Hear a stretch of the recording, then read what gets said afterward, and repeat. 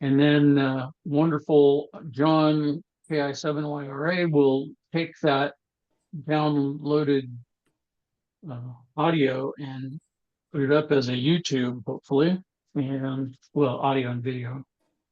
And then it's sort of a matter of record. If you miss a mesh meeting, you haven't really missed it. You just go back and look at the previous previous recordings. I don't have too much to bring to the table tonight. However, I will mention that there was some work done on Beacon this week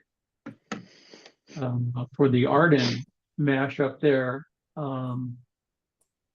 Hopefully soon, Frank and Tom, when you get a breath, can go and see if Beacon is visible at Providence, Mount St. Vincent.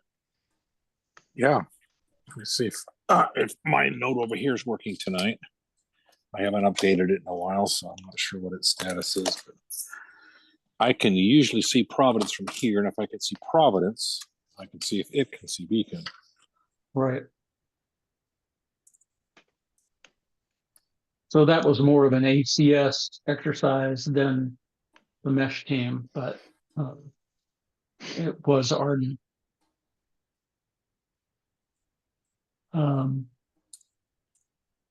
I usually host the mesh meetings, Jonathan. I'm not an expert by any means. I sort of started this goat rope about 2 years ago and put a number of nodes up. And since then, we've got a number of folks, Tom is one of them, that a lot more clever about the mesh. And I just offer my services as a facilitator. I live down in Onalaska, Washington, which is South Centralia, about 30 miles. And 9 miles off of the freeway. And I do not have any RF down here for ham WAN or mesh.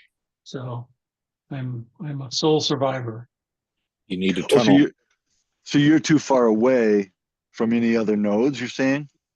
Right. I have a ham WAN at my house in Seattle, and I have a mesh node up at my house in Seattle.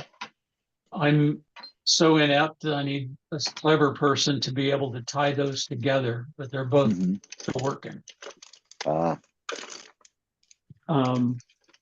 But that's not my house. It's my girlfriend's house in Seattle. That's probably even better. Yeah. So that's the only thing I have to report that got accomplished. And if Tom, you can see it, maybe you can tell us. You're on mute. My computer was logged off. I'm logging back in now. And it's, so this is a mesh camera? On Providence, no, it's a mesh node that allows it to talk to the Beacon Hill node, which then goes into ham WAN, so it can be used to send email over the mesh network. We've talked about putting a camera up there. Yeah, they are talking about it. And that's one of the things we're going to do for the parade is we're going to hopefully get 1 or 2 cameras on the parade route so we can see the traffic as it's coming down. Wow, this has got a whole different look to this page. Oh, there's an old UI. Let me click on the old UI and see if it brings up what it used to look like. There we go. Mesh status. Let me see who it can see. It's got a bunch of IP addresses that have to resolve those. Jim is down in my left corner. He's also the conductor of the West Seattle Big Band.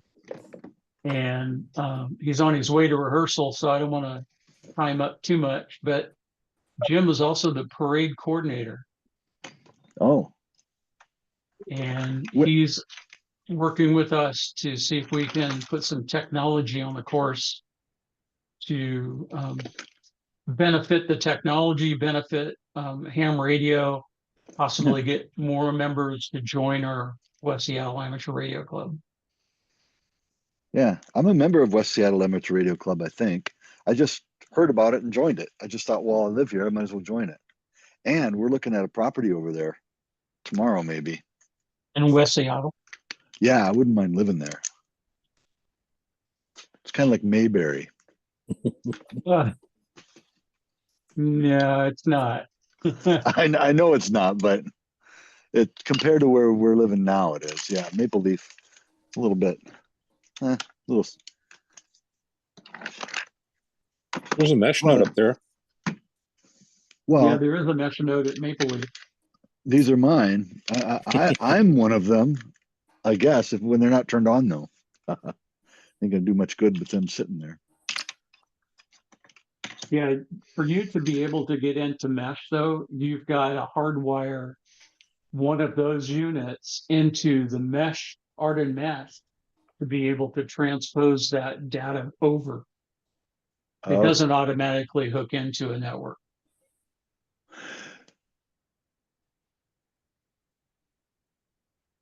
right, but I went through some process when I got them where I paired them with my phone, then I had to put in some information that then it showed it on a map in this area. So that is not the process that you're talking about? No, it's one more step Oh, there that is. takes that data and feeds it into the mesh network. So you have to have a mesh node and a Meshtastic node wired together because they don't talk That makes to each sense. other on Yeah, you need to bridge between Meshtastic and AREDNMESH. They're two different networks. Oh, I didn't realize that they were two different networks. And that makes sense then. You got anything you want to input before you get to practice there, Jim? Well, actually, I left the practice so I could join the meeting. Yeah, we moved the senior center node to the Eagles, the roof on the Eagles, and Nick went through and cleaned up everything and got it all up to date, and so it's a pretty good location for the junction.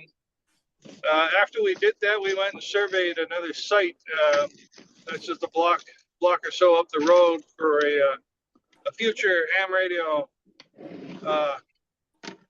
He's studying for his license right now, but he lives in a condo there, and it's right at the crest of the hill on California, Dakota.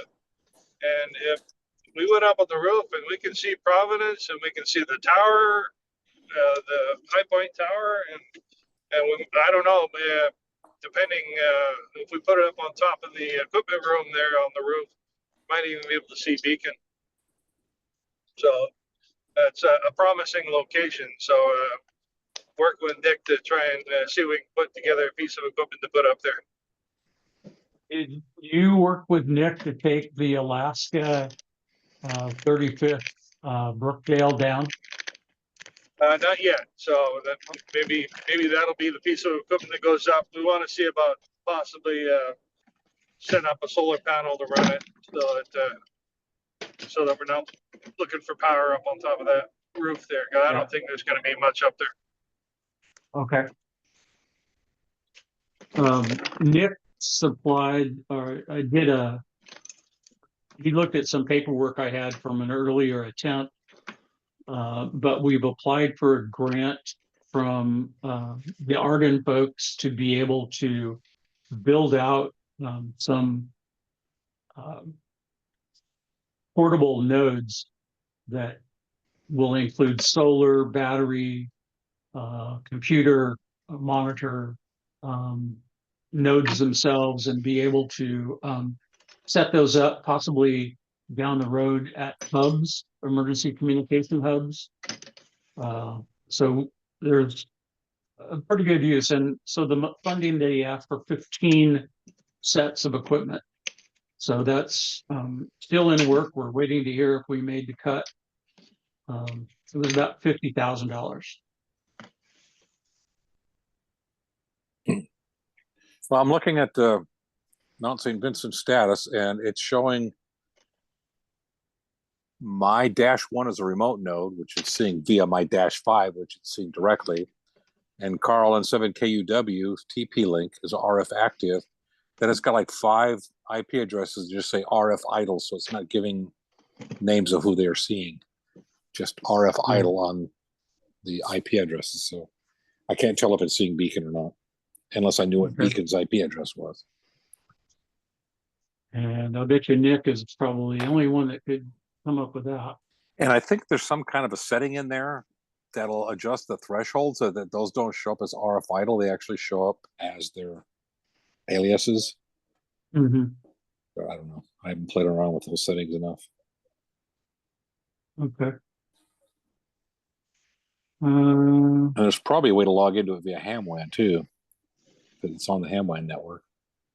Right. But somewhere I've got those credentials. I just don't know where I put them.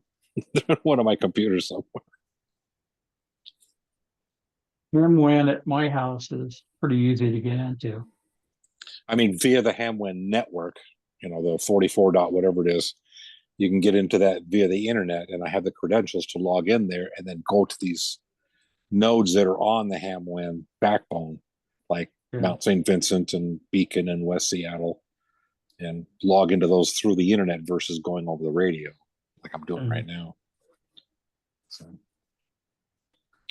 but I don't know why they're not resolving aliases. They're only resolving IP addresses, except for my 2 nodes and Carl's node, which are showing up as their aliases.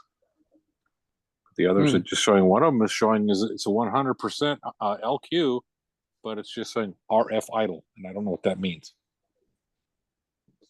Too bad you can't like send a message to that and have it respond. Let's see. None of those are showing that they have mesh chat on them. So I don't know about sending a message any other way. And my mesh chat hasn't worked for, I don't know. I think the last message I had in my mesh chat was, well, I'm actually going to go look. And click on my mesh chat and see. Actually, I shouldn't do it through Mount St. Vincent. I should do it locally. It might be a little faster.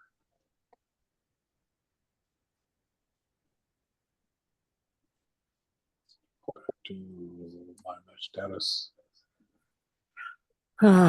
Confirm form resubmission. Really? Press the reload button. God. Windows. It's like, do you really want to go back to the web page you were on before this one? Yes. That's why I clicked the back button. Okay. Mesh chat. Loading.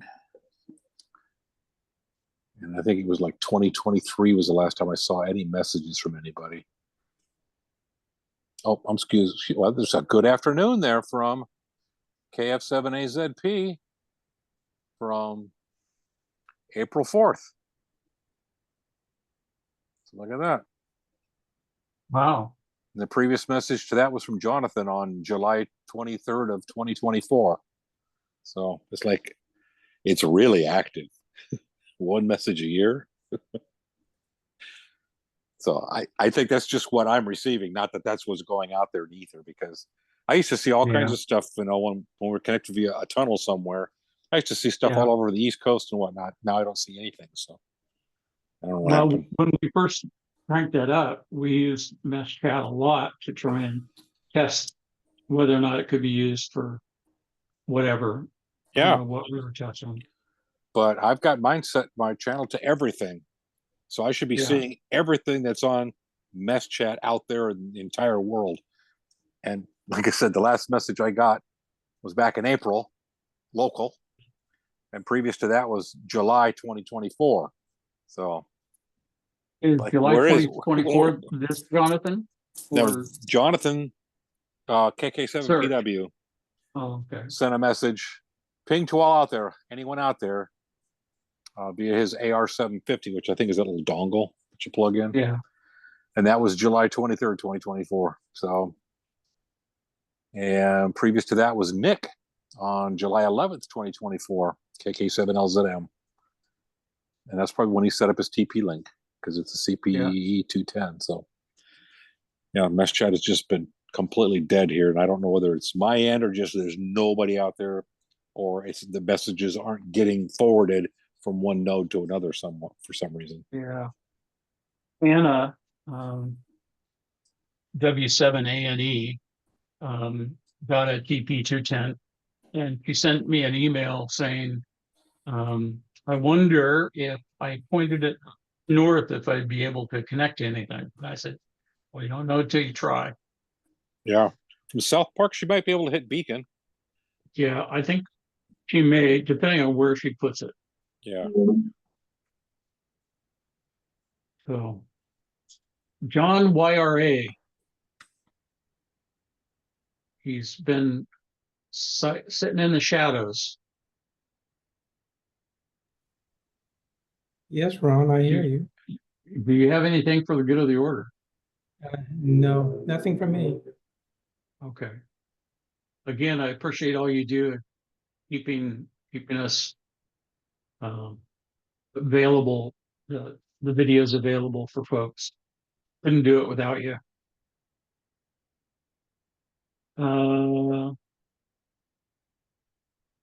Jim, do you have any last thing? Looks like you're stopped. I'm parked at a 7-Eleven over here in Green Lake. No, I don't have anything to add at the moment. I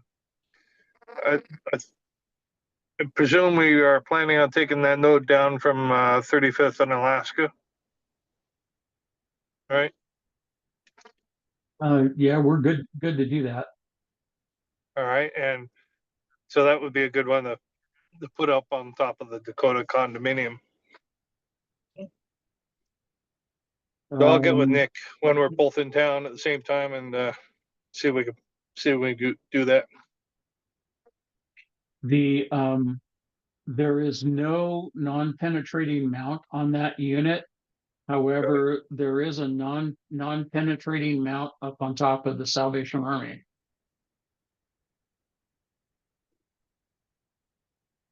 It also has a directional antenna. Okay.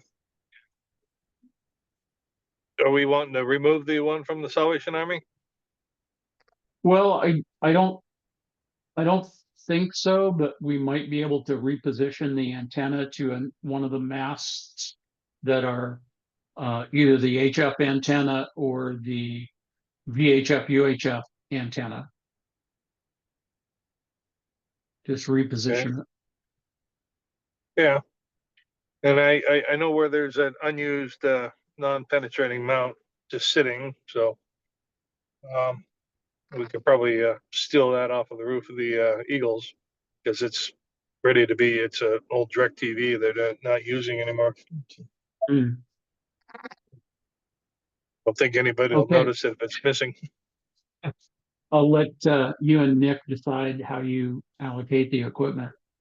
Just when it's all said and done, we'll need to make sure we make whoever is the quartermaster aware of what equipment is where, so we keep track of that because it belongs to the club. Yeah. And and thinking of what Anna down in the South Park, I'm not exactly sure where she's at in South Park. I suppose I could look that up. But there's I have access to the roof of the Beckwith and Kupel. We could always put one up there and that might be able to see Beacon from up there. I don't know. I have to take a look. I don't know if there isn't that building with the flagpole might be in your way for a beacon. Yeah. So I can go down there, take a look, and see what we can see. Yeah. You can always have my node off of my house. It's an Omni with a Rocket M2. If you need it, you can reposition it somewhere. And there's one here also that belonged to Doug North. It's a rocket. It might need U-bolts, but the rest of it's there. That's Yeah, easy. the one at Brookdale Admiral didn't have U-bolts when Randy gave it to me, so I had to get U-bolts, and I got the wrong one, so I had to sacrifice 2 wrenches to tighten it up. It's in there in the U-bolt to keep it tight. But it's one of those things you do, right? Ham engineering. Yeah. So, Jonathan, do you have anything else that you'd like to bring before the group before we close it down? Well, no, it was a pleasure. Am I audible? Yes, sir. It was a pleasure meeting you, and actually, no, I am going to investigate more on my Mesh-tastic things and look into that process you just talked about. But yeah, mostly it was just a pleasure meeting you, and that's all I intended to do. Well, wonderful. Glad to have you. You're always welcome. And we're all-inclusive club. Sure. Cool, man. Yeah, so 73 to you guys, and I appreciate your time, and it was All right. Glad you got your nerdy and shot fun. All right. I had a question for Jonathan. Hello? Go ahead, John. Jonathan, how did you get the invitation? Oh, I can't say that I know. Oh no, I think I saw it on the PSRG calendar somewhere. I saw it on some calendar online, and I clicked on it, and it said that there was this meeting that was open to all hams that are interested in mesh. But I can't tell you specifically where. I wish I knew. Okay, so if you look at chat, I put a link in there to the groups.io. Oh yeah, I see it. NWMesh.groups.io. Great. Go there and ask to be subscribed, Yep, I'll do that. and you'll receive an. We don't post there very often, but you'll get all the invitations and the links to the YouTubes. Oh, great. I appreciate that, John, and it's a pleasure meeting you as well. And by the way, on the 17th is our monthly West Seattle Amateur Radio Club meeting. You're welcome to come down and meet us in person. 17th of May. Yep. It's always the Where third at? Saturday. Salvation Army on 16th Southwest in Highland Park, West near White Center. I pretty much know where that is. Okay. I'll keep that in mind. Thank you so much, Tom. And then that's on the calendar as well. So All right. All right. Take care. Pleasure Bye. meeting you. 73. Bye, Jonathan. 73. So I'll go ahead and stop the recording unless somebody's got something else.